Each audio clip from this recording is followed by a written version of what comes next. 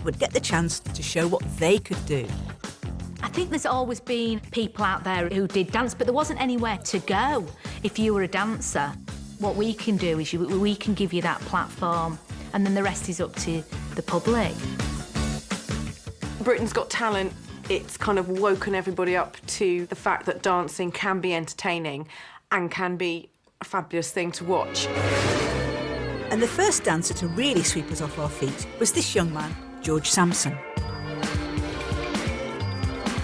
Street performer George danced his way to victory in the show's second series.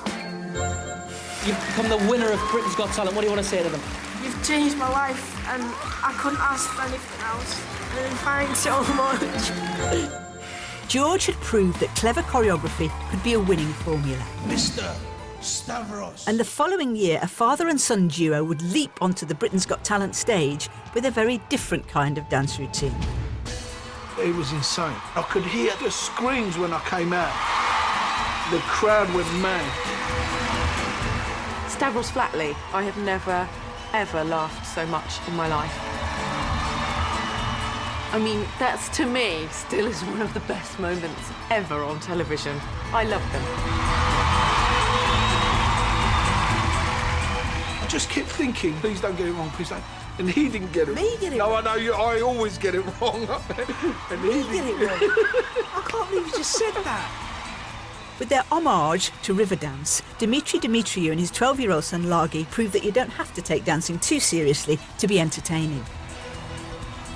I remember when you said, can I do it with you, Dad? And I put it on YouTube and I said, if you can act like Michael Flatley and pretend you're that cool, got good physique, and have no concept that we're just built the way we are. And what did I do? Then you did. And you made up a move of your own. And the last thing I remember, we do our 4 steps forward and throw our wigs. And Simon caught Laggy's wig. And then, like, nearly collapsing because I was out of breath. The crowd had stood up, and I thought, this is mental. I didn't realise it was going to be that good. Stavros Flatley may have won the hearts of the nation, but they didn't win the series. That honour went to another dance act, one that was unlike anything we'd ever seen before. Diversity's first performance on Britain's Got Talent just knocks it out of the park for me.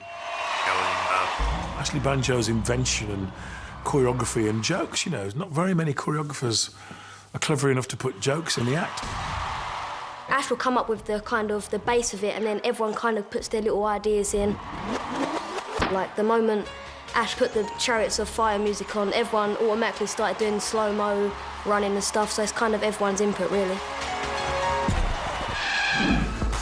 The inventive dance moves kept on coming, and when Diversity made it to the final, they pulled out all the stops to create their most memorable routine of all.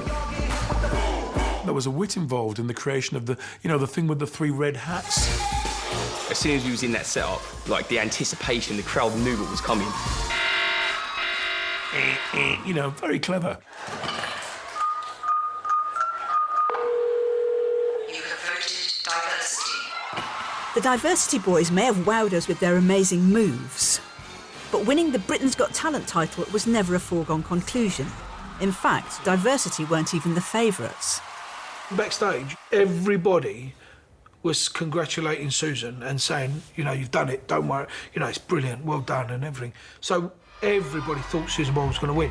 The winner of Britain's Got Talent 2009 is... Diversity! You can't ever put that feeling into words. No matter how many times any of us try and explain to someone what it felt like, there's no words at all to describe it. There's no one more surprised than we are. We all started cuddling, you know, there's guys with tears in their eyes. We all knew it was going to be a life-changing thing that had just happened. It's crazy. Well done.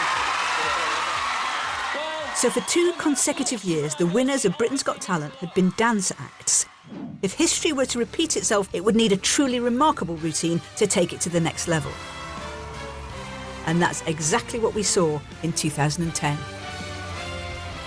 We decided to enter Britain's Got Talent because we wanted to push ourselves forward and get our sport known. Spellbound were kind of rhythmic, gymnastic stroke acrobats, which on paper you would groan at, but they were unbelievable. Spellbound's bewitching routines made them early favourites to win the series. So with the pressure on, they too needed to come up with something extra special for their final performance. We just looked to put something unique in it, and I thought it would be something that the show hadn't seen before. We knew we could do it. We practised in the gym, and on the night, all that confidence seemed to go out of me, and I just thought, oh my God, is he going to clear the judge's head? It's Spellbound! The judges had no idea that I would be going over their heads. And then as soon as the music started, the first thing they saw was me appearing from over them.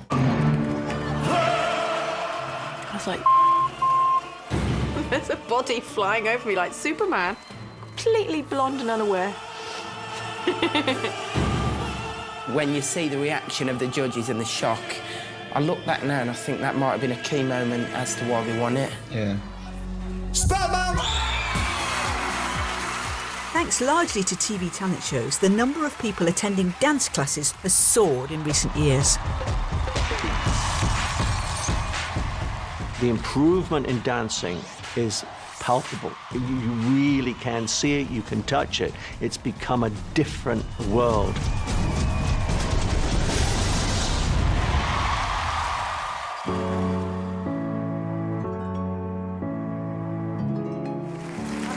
Thank you, ladies and gentlemen. Thank you. Good evening and welcome to New Faces 87.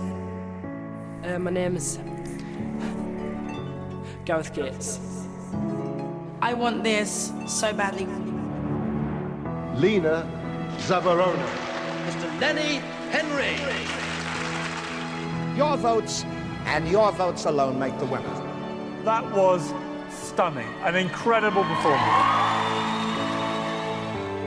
It is my goal in life to have a #1 single, and I will. The winner of the X Factor 2011 is... What's your name, young man? Since Carol Levis and Huey Green brought the very first talent shows to our screens in the 1950s, they've continued to entertain and enthrall us. With moments of television that have had us on the edge of our seats.